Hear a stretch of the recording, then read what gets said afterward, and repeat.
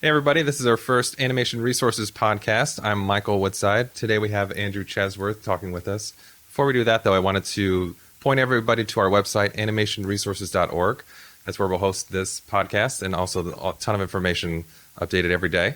So check out there. And if you want to look into membership for how you can get involved with Animation Resources, that's also animationresources.org. Just look for members link and check us out there. So today we have Andrew Chesworth. He and I worked together for about 5 years at Disney, and I wanted to bring him in to talk about his journey into animation, through animation, what he finds resourceful and useful, because I think he's a great guy and he has a lot of cool things to say, and we've had a lot of private conversations over lunch for the past 5 years, but you haven't gotten to hear that. So I'm hoping that we can cover some of the same ground today, and you guys can get some insight like I've gotten. So hello and welcome, Andrew Chesworth. Thanks, Michael. It's great to see you. Yeah. Thanks for having me today. So I guess we should start at the beginning. How did you get involved in animation? What drew you in, and then where'd you go from there? It's probably easier to start with what drew me in. When I was 4, my first memory of animation was tuning into the Good Morning Mickey cartoon on the Disney Channel. Mm-hmm. Well, it was the series that basically hosted all the old Golden Age cartoons in the Saturday morning format. That's kind of what drew me in, and I became just hooked. We had a VHS player at the time, but not very many movies, so I remember borrowing Dumbo from our neighbors down the street and watching that tape over and over and over again. And a lot of my earliest memories of watching animation kind of exists in these little pockets of remembering scenes. Like, I remember years later revisiting an old Disney cartoon on YouTube and thinking, that's where I saw that thing when I was 4 years old. It was that cartoon. Logged it away in your brain. Yeah, there were like moments that logged away in my brain, and it could have been like a moment of, Goofy out in the woods or like a train engineer driving up a mountain, but there were like images that I just remembered that stuck with me. And almost all of them were from the Disney shorts, from that era in the late 1980s when they were airing all of that stuff in the morning. Yeah. Around Gummy Bears and DuckTales and all those things. Yeah, I remember those too. I kind of got into DuckTales around the same time. That was the thing that kind of I got addicted to, that I was aware of when it was contemporary, I think. So were you drawing the characters that you saw from that point, or? I was, yeah. My mom recently came to visit me at my house in Burbank with a giant cardboard box, and I was like, what's in there? And it was just stacks and stacks of folders full of drawings that I had little to no memory of having done, but it was everything from dozens and dozens of steam locomotives to cartoon characters that have long since been outdated by time, and just recreations of Disney characters and weird amalgams of characters of different shows that I was turning into my own character designs. I'd see characters that kind of looks like Sylvester the Cat, but it also kind of looks like Bonkers. It's like all these different designs where I'm kind of just drawing in classical animation and trying to recreate it and understand it, because that's what compelled me. And at that, as a kid, you wanted to be an animator, or is it once you got further into school, you kind of decided that's what you wanted to do? I did. I wanted to be an animator probably all through childhood, while I was aware of and passionate about drawing. And I think it was probably in middle school when I saw Star Wars in theaters. They re-released the special editions in '97, and that was when I was first introduced to it.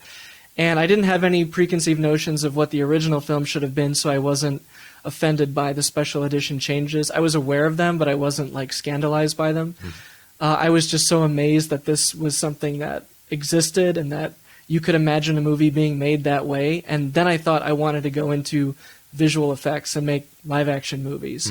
And that love of Star Wars kind of took me into a love of Indiana Jones and the early Amblin work and James Cameron's early work. I kind of went through an adolescent phase where I was obsessed with Predator and Terminator 2 and just how inventive and direct the storytelling is in those movies. And I think in high school that sort of colored my desire to go into visual effects.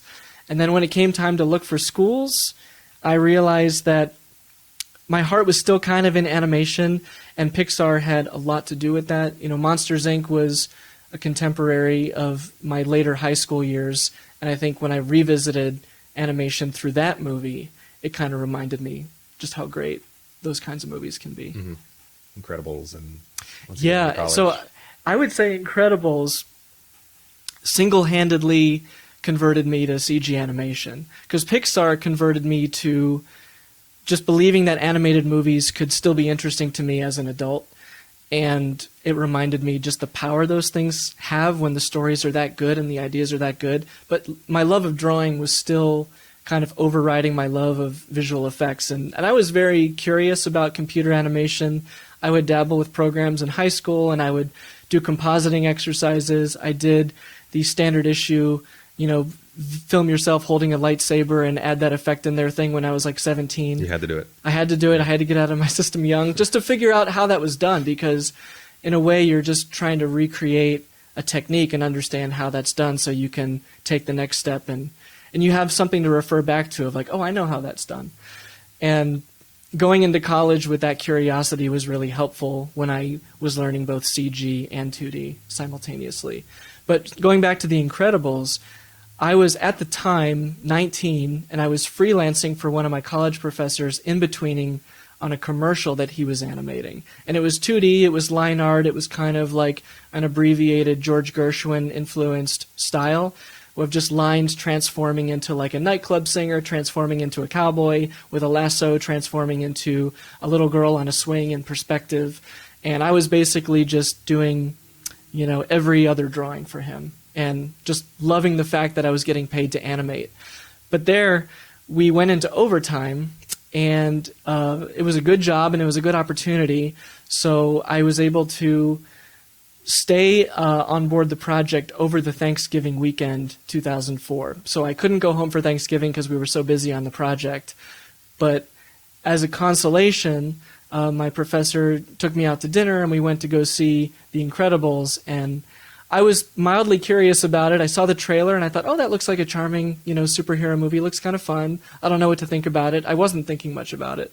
But we went to go see it, and it completely changed my appreciation for CG and how human characters and human stories could feel in CG, and just how cinematic you can be with those tools and with those techniques and still have it feel like classic Disney animation, both from a character point of view, a tone point of view, and using music and scoring and cinematography and character design in a way that just creates this experience that you can't get any other way.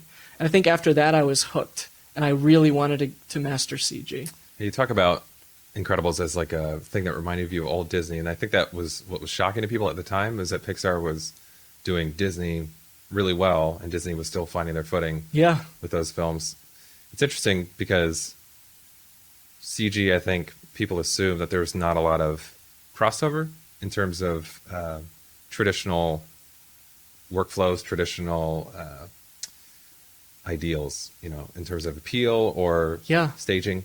And the more and more that I notice that CG advances, the closer it tries to get to what 2D does when it's great. Right, when it's spontaneous, when it's just about this intuitive sense of design, it's about a feeling. And I think with Incredibles, one of my animator friends who I respect a lot, he works at Blue Sky, said something really interesting to me the other day. He said, people misremember The Incredibles 14 years later, or I guess 15 years later almost now. He said, after The Incredibles, you saw a lot of design influence being borrowed from that movie into how to do CG humans well.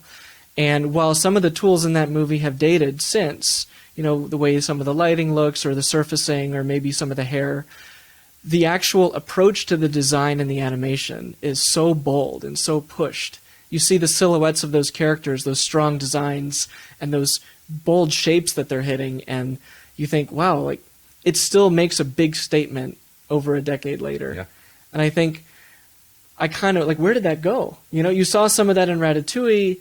You saw some of it in some of those great Sony movies that came out, like Cloudy, where it was a different design ideal that it was aspiring to, but it committed to it with an equal sense of just going for the target, like hitting that target. And I think that's what's so fun to see when there's a new medium with this new way of getting something up on the screen, but when artists really commit to the target and they don't make excuses for it, or they try and rationalize themselves out of trying to hit it, and then it kind of ends up not reaching its visual potential. And I think because Incredibles was the first CG movie that just nakedly committed to doing a movie about humans, while being aware of the limitations of the tools. They went for something bold, and it worked. Yeah.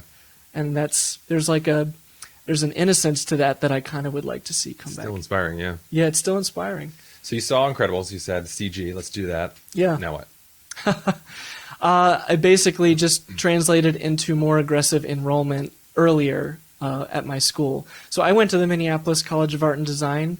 It was six hours drive from my parents' home in Chicago, where I went to high school. So it was close enough that I could get home on a weekend and far enough away that I could feel a sense of independence. But also, I just visited the campus, and it was the one that I felt a connection to. It was humble, it was small, it was right next to this beautiful art museum in downtown Minneapolis. And we had free access to it all hours of the day that it was open.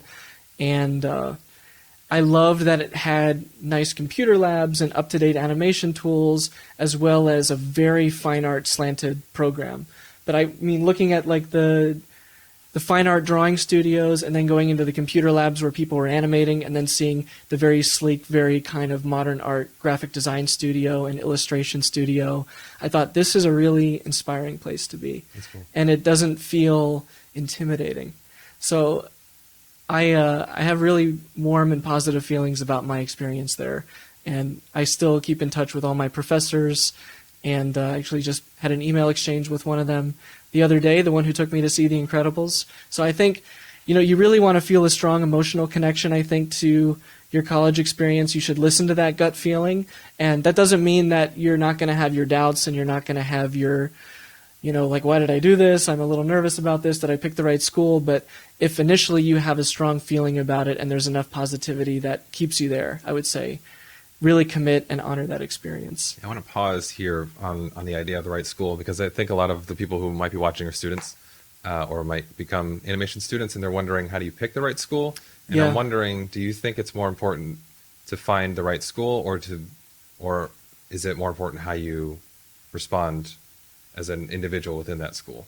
Well, I think, every situation's different, so I don't know if I can give the pure canned advice that's applicable in any situation. But for me, there was a level of risk I was comfortable with, both financially and geographically. And in my situation, the school aligned with that comfort, with those risks. I didn't want to be overseas. I didn't want to be all the way across the country. And I didn't want to take on all of that debt myself, as if I'd gone to, CalArts or Ringling. I had an agreement with my parents that if I went to those schools, I would be shouldering the debt. And when I was 18, I was kind of a fierce pragmatist, as well as a rosy-eyed guy who wanted to be an animator.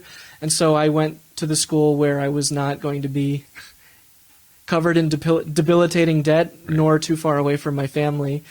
But the program was excellent. And I think because the school had the programs in place for learning animation, I had enough confidence in myself that I could, with the help of the internet, which was already very contemporary at the time, and the help of just the friendships I would form and the passion I had for wanting to find things out, I just had this naive belief that I could make it work. And I think if you want to learn the stuff, just find a place where you feel comfortable learning it, and visit those places before you sign that big hefty check. Yeah. Cool. So you graduated from the school, rosy-eyed still. What happened? So I applied to Pixar right out of school. I made a very long CGI thesis that I would not recommend recreating.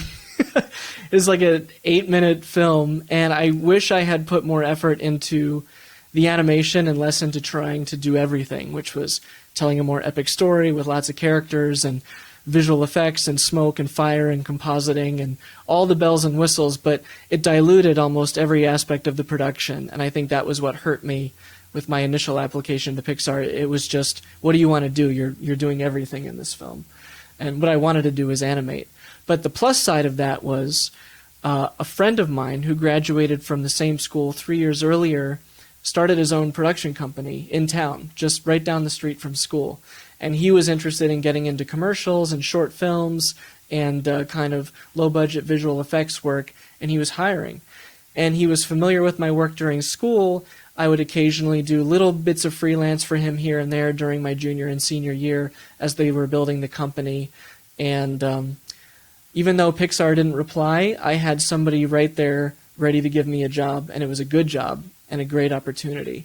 So within my first summer after graduation, I directed and designed a public service announcement, a commercial for a conference, which was the AICP conference, which was the Association of Independent Commercial Producers, and sort of like how they do animated intros for like the Annecy Film Festival, we did one for this conference. So that was 2 projects over my first summer after graduation.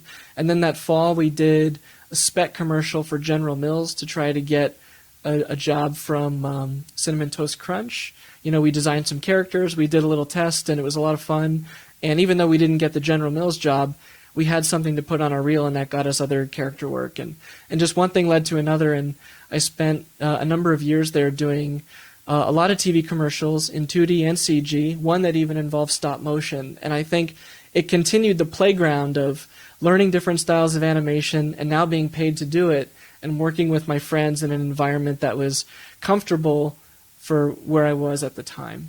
That's great. This is Make? This was at Make, yeah. Yeah, that's awesome. If you haven't checked out those films, we'll try to put a link to some of those if they're still online. They're still online. Yeah. The Make website's still up. Everything I've worked on, from 2006 onward is still up on their website, and I'm really proud of my friends who are there. They're great guys, and a number of them are still working there, still doing amazing things. The company's grown, and it's just really inspiring to know that they're still out there kind of making awesome stuff. So you're at Make. I was at Make, yep. For how long? I was there I freelanced as early as 2005, and then I did my internship over the summer there in 2006, and we directed a short film that we just came up with, and then it turned into like a little web series. And then in the fall of 2006, I went back to school for my senior year, and I wasn't sure if I was going to go back or not, but we stayed in touch. And then in 2007, after I graduated, I started full-time as a staff animation director. And that's when all the commercial work and shorts started happening en masse. And I was there until 2011. And then Disney called me at 4 p.m. on a September afternoon. What was the weather like? It was sunny. Okay. Yeah. It was sunny. Sure. It was a good day. Yeah. Because I wasn't expecting it.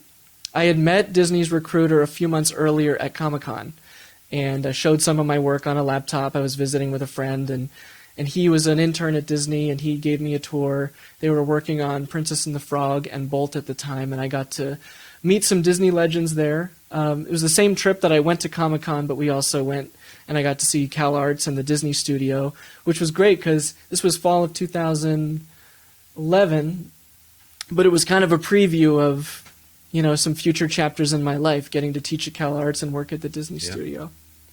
So going back to Make for a few months and getting that call was like the most exciting thing in the world because I didn't see it coming. When you don't see it coming, it's almost that much more exciting. So it happened because you worked hard, and then they just found somebody who worked hard and said, "Are you interested in working hard for us?" Yeah, and very importantly, they knew who I was at that point, right? I mean, you can apply and you don't know if they remember or see your work, but just getting the FaceTime, putting yourself out there, even if it's in a casual way at like a CTN or a Comic-Con, just once they see you and they meet you and they have a memory of you, and you just go back and keep doing your thing regardless, that's when good things will come. Mm-hmm.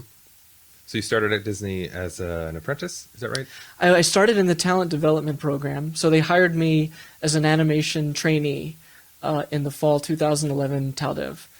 So I was there with 5 other recruits, and we were all paired with our own animation mentor. Mine was Malcolm Pierce, who was at the time fresh off of Tangled and had done some really inspiring shots that really captured that Glen Keane feel, and he really kind of carried that knowledge and wisdom and talent with him into his future work. And now he recently supervised Moana, and he's continuing to do great things at Disney. He was a huge inspiration. That's awesome. And so you went through that program and then started on Wreck-It Ralph? I did, yes. So in the spring of 2012, I graduated from the TalDev program, and I was immediately thrown into shots as an apprentice. My first shot on the film was King Candy getting out of a car saying, "Hello!" And it was a really great way to start my career at Disney because I'm a big Ward Kimball fan. I love Ed Wynn. It was a really funny character to get to animate, and it was a really simple, nice, cartoony little shot. Mm-hmm. Just a wacky guy getting out of a car. So it was kind of a nice, very pleasant introduction to getting to do a scene on a Disney film. So I guess in a general sense, can you talk about your experience and what you learned while you were there and things that maybe doors that had opened in your brain that had previously you didn't realize were there? Oh, absolutely. I mean, it was like getting paid to go to grad school all over again. I mean, Make was a kind of grad school because it's like this, it was this pressure cooker of, you only have so much time to do it. The client asked for something on Thursday. Can we do it by Monday?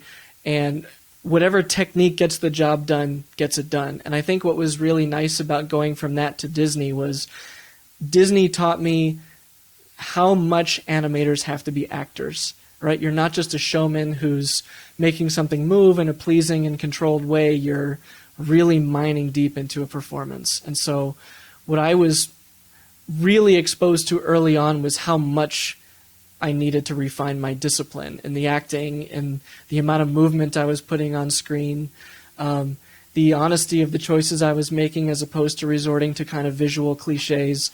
That was really the big surge in my brain in that first year at Disney. It was just feeling like, well, I don't know anything about being an actor. This is really hard. So how do you learn it? If you say, I need to figure out how to do this, what did you do to figure that out? I think a lot of it is letting go of preconceived notions and accepting that while there are a lot of ways to do something, every project has its own goal, and you kind of want to just, it's almost like in a meditative sense, just relax and be willing to receive the honesty of whatever the goal of that assignment is. Like, just be very straightforward, like, who is this character? What's their purpose in the scene? What are they thinking? And very importantly, what are they feeling? And if I were that character, how would I feel? And it doesn't have to be a purely, individual experience like that, like how would I feel? But you have to really find the honesty in it and not project onto the shot. Don't make the shot necessarily only what you want it to be, and say, oh, I really want to do something in a shot, so I'm going to try and transpose that onto this performance. You have to say, what is the need of this moment in the story? Where's this character at emotionally? And if you need to pull back, pull way back, and just find that really important pose that says that, right? You look at any great painting in a museum, and it's like one pose, one facial expression, one piece of staging, but sometimes there's more story in there than I see in a lot of animation. And I look at a lot of great illustrators and great comic artists and people who have to tell a story with very little and still be honest. And I think that's what's been the most helpful, is forcing myself to think that way. Yeah, something you told me that was really useful for me was that at the first frame of your shot, it should most clearly tell the story. You should basically get the whole story from the first frame. You don't need to start on a neutral and then get to the point where now they're sad. If the shot is about them being sad, find the clearest, cleanest, hopefully most original way to convey that emotion. Yeah, and bringing up the point of originality. There's people go back and forth in debate on the issue of originality and choices because you want to be fresh as much as possible, but I think even more important is just being honest to the moment, because sometimes the most effective way to be honest is to do something that's universal and familiar. And that gets into this, it becomes hard to talk about because there are certain attitudes that are familiar to everyone, regardless of where you come from or how old you are. And there's a reason that there are kind of things that seem unoriginal because you see them over and over again because it's like a common feeling in the human experience. But then there's also lack of originality in how you stage something or, the generic way you've seen it done in animation before. And if you have a negative feeling about that, it's probably because maybe there wasn't something honest about it, or it's been done so many times that nobody's tried to find a fresh way of showing it. But usually the truth is kind of in this weird place where you've sort of seen something like that before, but there's also just enough of something that you haven't seen that makes it also stand out. Yeah, somebody said the trick for them is finding the most original but relatable way, where you can say, like, I've seen somebody do that before, but I've never seen that in animation. That's perfectly put. Because I feel like there are times where, at least for me, my own personal first pass of something is always the dumb pass. Like I'm like, well, this is what it should be, in quotes, but I should probably try to find a new way to do it. And then more often than not, I find out that the first pass is actually the most clear version of what that should be. And then there are slight modifications, maybe in timing or just in general silhouette to make it feel different. But overall, clarity is the most important thing outside of, as far as we're concerned, in animation. Yeah.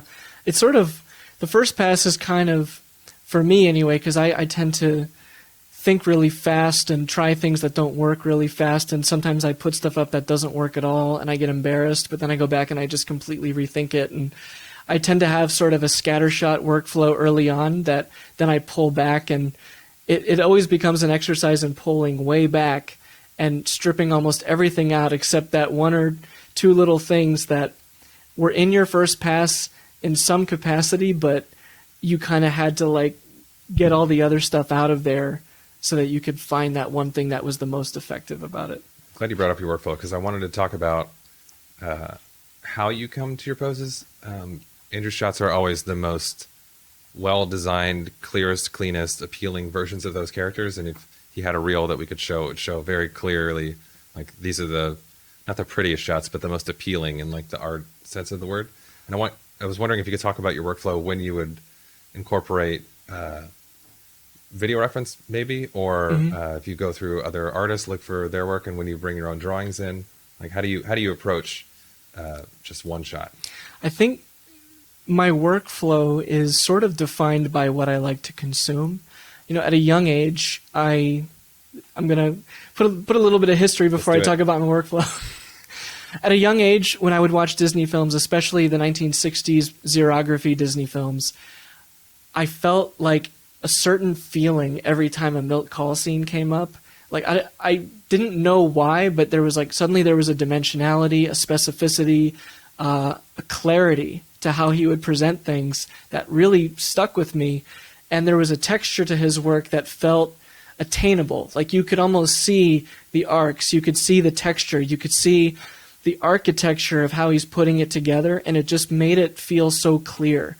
And so, you know, his draftsmanship was at such a level that you could see how it worked, right? It's getting to a point where you're so good at controlling it that you can see all the parts, and yet everything is disguised and naked at the same time. And I think for me, that just really stuck. I grew up consuming a lot of Bill Watterson and The Far Side. And I think comics for me, especially those 90s era newspaper comics, were just these just crazy exercises in how much clarity can I get in one image and make somebody laugh or chuckle or think, you know, one step deeper about an idea that they hadn't considered before. But you look at the drawing and it's so direct and so simple. A lot of Calvin and Hobbes is like straight lines or like a C curve, you know, as somebody arches their back, or hand poses that are presented in a really clear way. But the writing of the strip and how the writing related to these super clear images also stuck with me. And I think the stuff I was consuming was all about this kind of refined, what is the essence and the most pure visual form of this idea. And going into animation, I think I always thought of it from an illustrator's point of view.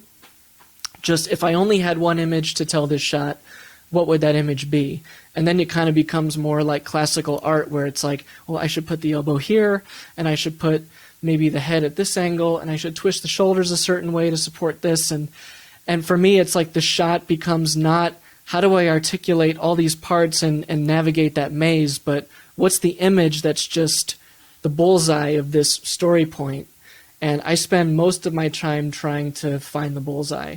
And then I just extrapolate outward from there and shoot video reference if I have to. Usually I do, because the texture of reference I like to transpose on top of my, you know, sculpture of whatever my first pass pose is for the story. But I think my workflow kind of starts from illustration and comic art and then becomes animation. And that's how I like to think about it, and that's what gives me joy when I'm working on it. So I've seen you at your desk drawing over your shots on the Cintiq. What is your goal there on your own work when you're looking at your own shots? It's kind of I usually have to step away from my desk and come back and look at it fresh before I know what I would do differently. And also, you have an idea and you thumbnail it out first. Sometimes. I mean, sometimes I feel it and I just put the character in a pose because, the rig of the character has already been designed by amazing modelers and riggers and character designers, and it's giving you a lot of good stuff for free at a place like Disney, and I try not to fight it too much. Especially by the time it gets to me, it's already been through development, and I like to kind of play and see what the rig gives me just naturally. Like, okay, this character's got kind of short legs and a big head and tiny hands as opposed to big hands. What can I do with that? What does it feel like? And I kind of explore the character first just to feel it, and then I say, okay, I kind of like this, and then I'll try a pose that maybe pushes an aspect of the proportions to its limits. I remember like Vanellope, she has a really big head and arms that can barely reach the side of her head. Yeah. But then I think, what's a character in 2D animation that has proportions like that? And I think of like Darla Dimple from Cats Don't Dance, and I ask, can I make her do something as pushed as that with this rig? And then I just do it until it breaks. And then I find out what the breaking point is, and at what point it's okay to break it and hide it.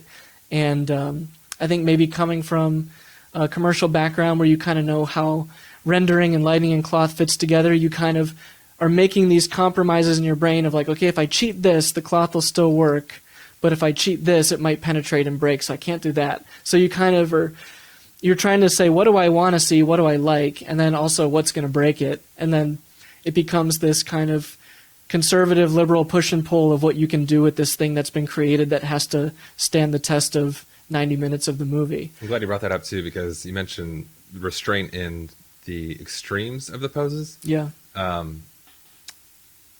But when you talked about kind of pulling back, it's not about making it like a more boring pose. It's just maybe having less poses to convey the same idea. You're still pushing the poses as far as you can. Yeah. It's sort of like there's more than one way to achieve a feeling of something, and you want to find that balance of not making your scene a nightmare for people who have to follow your shot downstream, but also not compromising on the clarity and power of that idea. So, I mean, there's a way to get a straight line or a perfect arc in a pose if you navigate the components of the rig right? You can find it. It's a challenge worth pursuing, and instead of making excuses for it, you find a solution for it that also is going to be a comfortable workflow for whoever's following you up. So that moment right before you finish, the directors have said you're done, and you have the shot in front of you, and they say, just finish it up and then push it through. What are the last things that you're looking for to make sure that, that it has exactly what you want and need at the end? The things that... For purely animation principles, I like tracking as many arcs as I can on areas of visual interest that matter.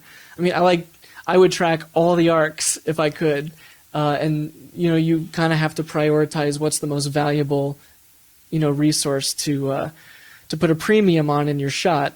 Like, okay, I should really track the arc on the eyes and the nose because that's where people are looking in the shot. Or if a character's doing something kind of histrionic with their hands, those arcs should be really perfect. Or if there's a lot of weight transfers with the body, I mean, go the extra mile on polishing that root because that's going to travel up the whole character. For me, it's just polishing the root as much as I need to, and then finding the most important elements and tracking those. The root meaning? The root is basically, sometimes it's called the cog, but it's basically the core of the torso, which is usually the center of gravity around the hips or the waist. And I mean, there's a hip control that usually will swivel the top of the legs, the pelvis either way. But then outside of that, there's like the root or the cog or the mane. That's, just... And that moves basically the whole mass of the character. The whole mass of the character, yeah. If it's an FK, then the legs and the arms will go with it. If it's an IK, the head and the chest and the whole center of the character will go with it. Can you talk about some of your shots?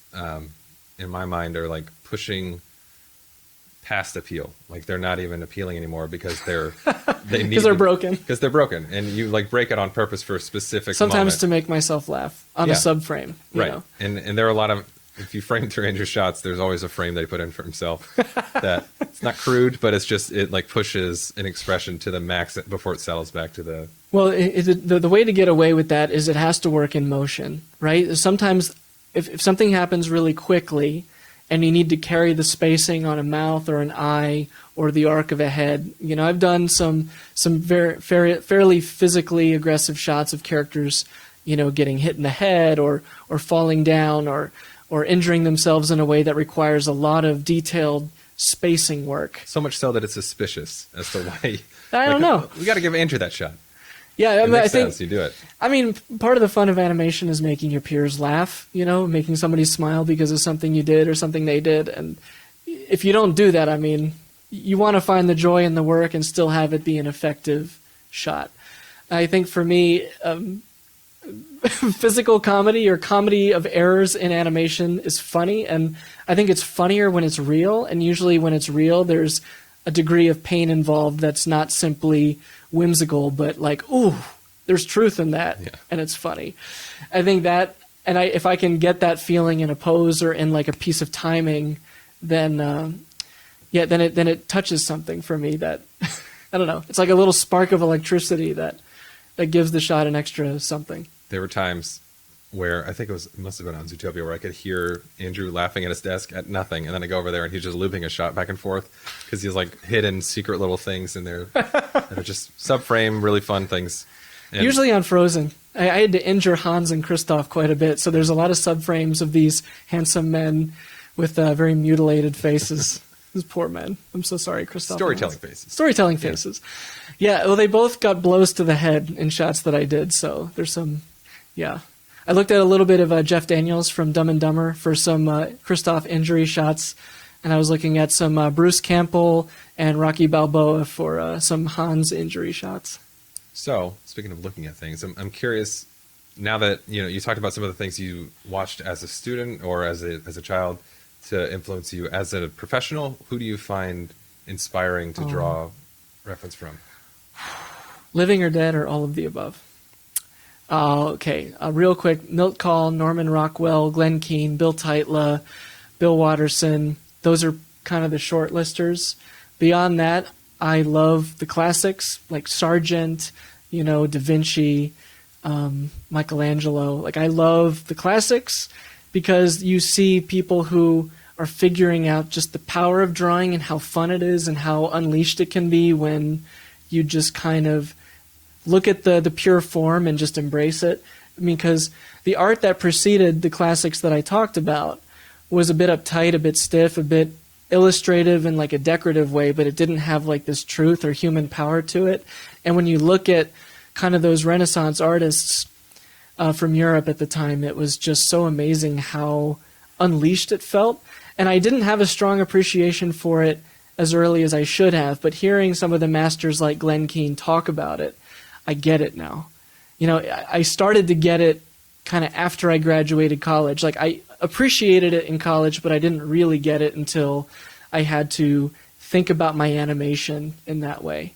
And that was kind of the gift that Disney gave me early on, was just how much they think about that and how much it does matter. Like, you can be sarcastic or snide or smug about it, but it does matter. Like, it matters a lot. Yeah. And just so we can be super clear, when you say you got it, what was the it? I think it was just, the more sentimental way of talking about it is like you just kind of allow yourself to embrace that mindset of just thinking that deeply about it and trying to feel the real emotion and not be the detached observer who's like, oh yeah, I get that. I can observe that. You kind of have to actually go one deeper. And I think it's what makes a great actor, a great storyteller, a great performer, a great artist. It's just the willingness to embrace the truth in it. It's like, I've talked with Justin Sklar about this before. He's an amazing animator at Disney. And it's that willingness to empathize with the subject matter. I think that's the key to at least allowing your brain to learn and then go deeper into that journey. Yeah.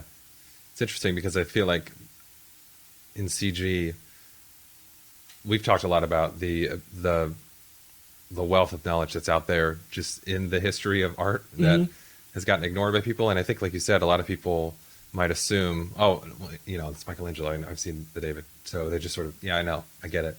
And I going to a museum and seeing up close, like the end of the brush, like how that contacted the paper and how that actually affected the mood. And we have sort of a similar ability with dimension and CG to sort of mine that out. But a lot of people assume that in computer animation, we don't really have a place to use that. Like, if maybe it's just inspiration, like I can't believe they did that. Yeah. Let me go back to my cartoon realistic character and make them do something realistic. Yeah. Like, it feels like there is something to be utilized from the paintings and from sculpture. Yeah. Is there anything specifically that you can remember that you used for any of your shots from the past that you thought? That's a good question. Some painting specifically, or some... I wish I had more examples from actual classical paintings to relate directly to some of my Disney shots, but I think a lot of it was osmosis. I mean, at Disney, I took advantage of life drawing. Yeah. I took advantage of just... Why do you even do life drawing? 2D's dead, right? Yeah. Life drawing is always... I think the thing that surprises me every time I go to a life drawing session, without fail, is just how different everyone's body is and how similar the principles are, no matter what your proportions are or what your body looks like and feels like. There's similar values of, like, how do you control weight? How do you emphasize the center of gravity? How do you suggest a feeling with a line of action? It's like there's the things that carry over all the time, and yet every experience is different, so you're always going to learn something. So there's that, and it's also just the degree to which you can see the human body get pushed right in front of your face. Like, wow, I've never seen somebody twist like that, or I've never seen that kind of directness in a line of action going from an ankle all the way through to a wrist. And seeing a real person do it reminds you not to compromise or go generic in your animation. Yeah, especially because we have the ability to control everything. Yeah. Sometimes it gets lazy, like, well, this is what the rig can do. And then you just allow for that. Yeah. That's never been a problem for you, I don't think. It feels like you're always like, well, I'm going to do it this way. There's a great quote, and I'm probably paraphrasing because it's been a while since I've heard it, from Richard Williams talking about the great Ken Harris, who was a Warner Brothers animator during the golden age of the Roadrunner cartoons. And he would do these just incredible Wile E. Coyote performances, usually these long kind of singular moments of just the coyote going through some kind of traumatic or kind of weirdly physical experience that would get very drawn out for, the narrative enjoyment of that. But Ken Harris just had this gift of controlling movement and controlling form. And Dick Williams said, Ken's drawings weren't the prettiest, but he would put everything in the right spot. So it was easy to clean him up. So, like, cleaning up a Ken shot was like, oh, everything is exactly where it should be. I just have to refine the lines. And that stuck with me. I heard that interview a long time ago, hearing Dick talk about Ken, and it made a lot of things make sense to me, both in 2D and 3D. Like, so maybe the rig's a little broken, or maybe the drawing's a little rusty, but this thing, as it relates to this thing, is correct, both in time, space, and in that individual pose. And I think that's the power of just learning how to see and learning how to communicate. And it matters to a degree for clarity how clean your lines are, but as long as you're putting things where they need to be and those relationships work, you can clean it up. And I think it's true for CG and 2D. Can you talk a little bit about, you touched on this, but I think it's important because CG can be sort of a dry experience sometimes, where it's a little detached, where what once was a connection from pencil to paper is now sort of like through a mouse, through software that somebody else has written, and you're connecting through there. How do you still have fun in CG? Like, what do you do to make it fun? I think, well, I want to give credit to some of the tools that are available now, because I think part of what made it fun for me was the shortcuts. You have things like Pose Library or IKFK Switch that is immediate and unchanging to the relationship that you've created in your scene. And it's become more fun because it's become more immediate. The faster you can slap on a pose, that's been predefined, and then change it to make it your own, or gets a character in a position and not be afraid of breaking that relationship because you had to move one little thing. The more efficient those tools got, the more fun it got for me. And by the time I got to Disney, I was experiencing a lot of those shortcuts for the first time, so I thought, this is the best. I can do whatever I want. Yeah, I can do whatever. This is amazing. There's like a picker page, so I don't have to look at the hula hoops all over the character, and I can do IKFK switch, and the character still stays in the pose. And God, this face rig is beautiful. It felt like magic. I'd never experienced CG that was that direct.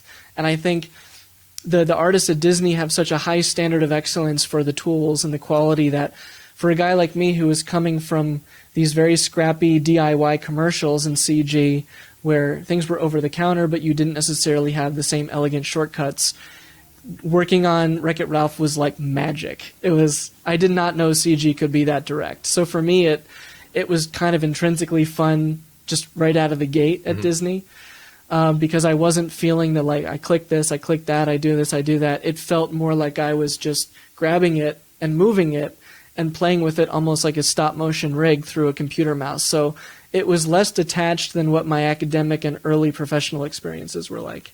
So I think a lot of it is just, it's fun.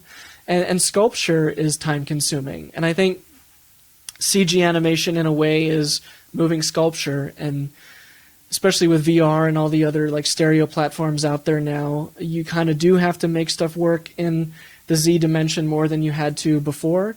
But I think it's actually a good exercise because when you go to the Louvre or the Muséum d'Orsay in Paris, which I had the privilege of visiting 6 months ago, you see these incredible sculptures that work from every angle. And they're so pushed and they're so beautiful, and it must have taken an eternity to finish some of those. But they retain that power and they retain that presence and that just sense of accuracy. You know, you'll see a head angle from one side that's so pushed and it almost looks painful. But then you go to the other side and the way the head is sitting on the shoulder feels kind of delicate and intimate, and it works just as equally from that side as it did from the other side. And I think that inspires me to see it's possible. You can make it work from any angle and it's still beautiful. It holds up. And I think thinking about CG that way helped me a lot. Yeah. So for the future of animation, what are you hoping to see progress being made? Where do you think we still have to go?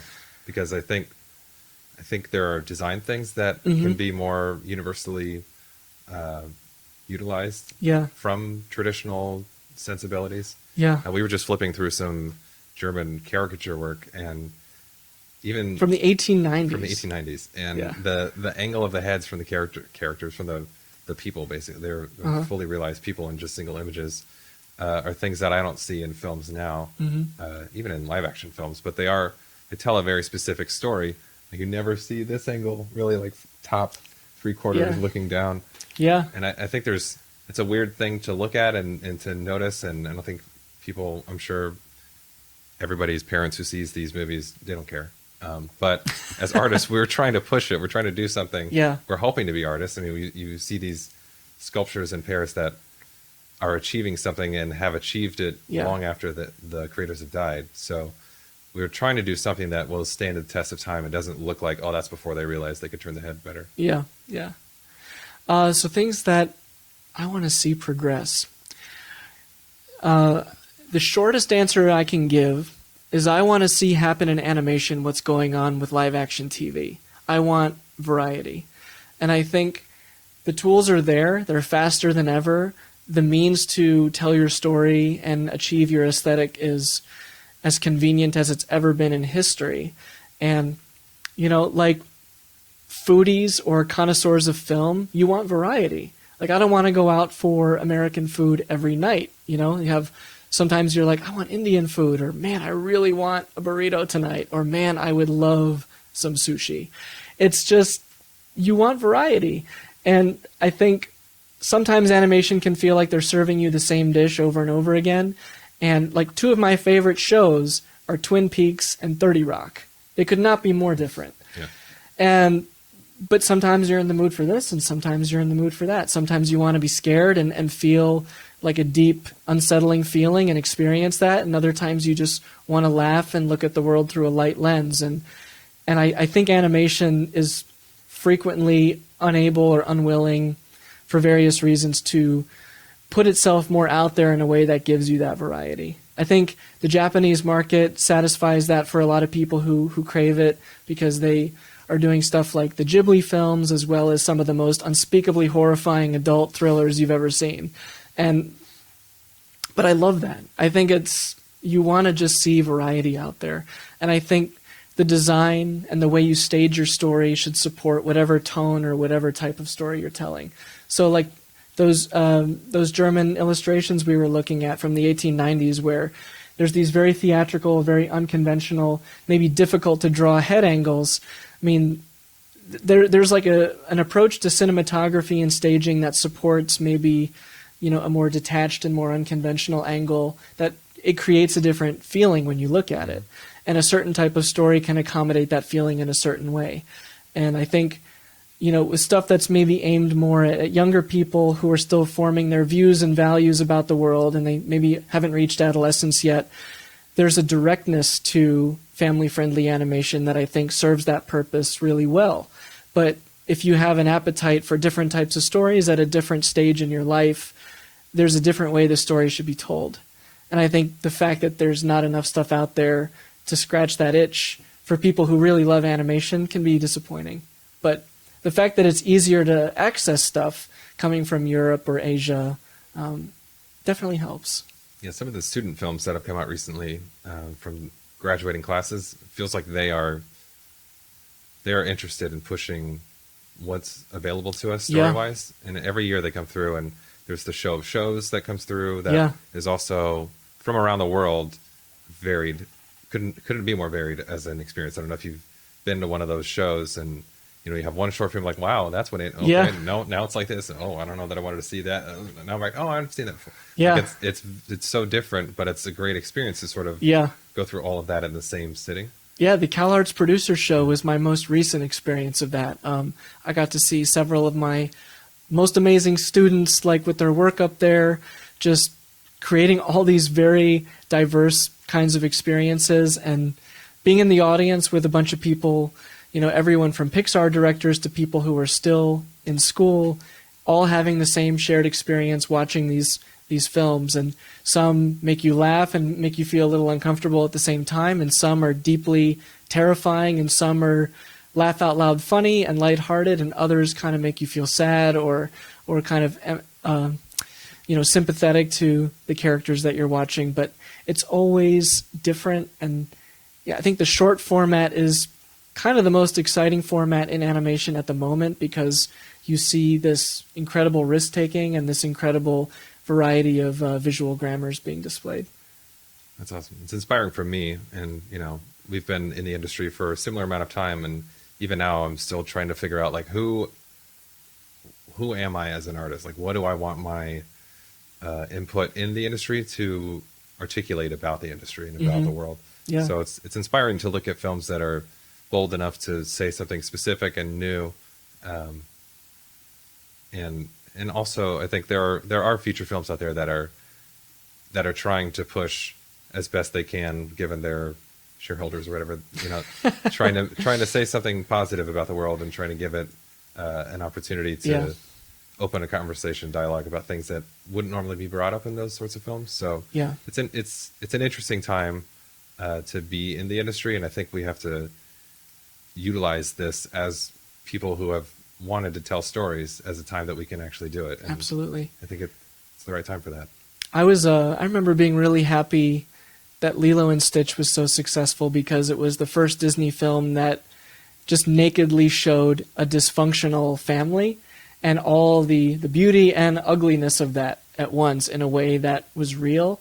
And my favorite scenes in that movie are of the two sisters and how they behave in front of the social worker, and how they behave when it's just the two of them alone, and how they behave, when the Stitch dynamic is introduced. But that felt like such a fresh thing to have in a kids movie, and the fact that it was so successful felt like a win. Mm-hmm. That just felt like a big win.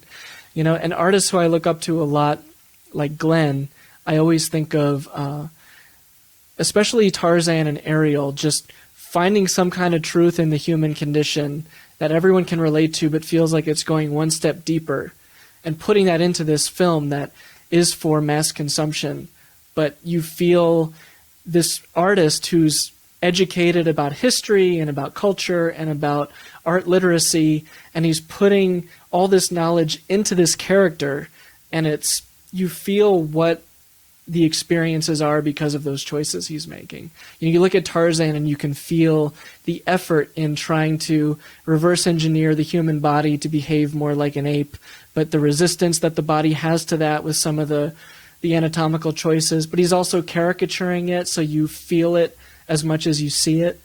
And the behavior of the character and the relationship to the mother it's one of the most touching things to me in modern Disney. So but it's just, it's yet another adaptation of Tarzan, right? Like, what can you do with that? But he did something really special with it that for me now is like the definitive Tarzan. Yeah.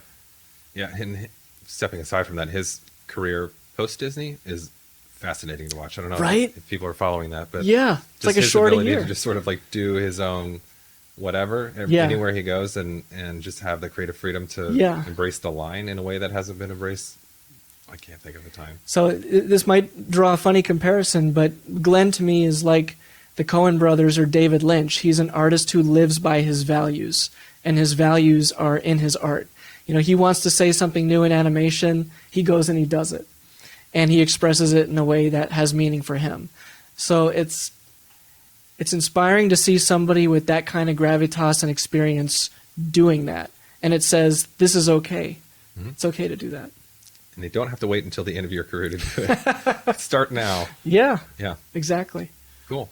It's important to stay excited and stay fresh. I think no matter your experience level or where you're at in your career, I think being fresh is, for me, what gets me up in the morning. Like, when I get up in the morning, I want to feel like, am I involved in something that isn't what I've done before, or in some capacity has room for a new experience? And if the answer is yes, then it's exciting to get up in the morning. That's awesome. I recently have had this burning desire to do a music video, and I don't know where it came from or why, but recently I was in a jam session with a composer on a project I'm working on, and we got to talking, and suddenly one idea led to another, and now I just wake up every day and I'm thinking about a music video. And I don't know what we're going to do, but it's on my bucket list of things I want to make. So now that's in my head, and I can't get it out of my head. Yeah. So now that's a thing that we'll probably do it. Yeah, do it and get it out of now your head. I got to do it because it's on camera now. Yeah. I'm saying it. That's fun. Well, thank you for saying all those things on camera earlier. I had fun talking to you today. Oh, it was my pleasure, Michael. Cool. It's amazing to be here with you. So we have, we'll put this link up on the Animation Resources website. You guys can check it out there. Again, you want to look at our membership page because we'll be putting up more podcasts and more membership packets to our members in the upcoming months. So definitely check us out there. And if you have any questions for Andrew, leave it in the comments and we'll see if there's something we can do about answering. So thanks again for tuning in, if you made it this far. And we'll hope to see you next time. All right. Thanks, Michael. See you guys.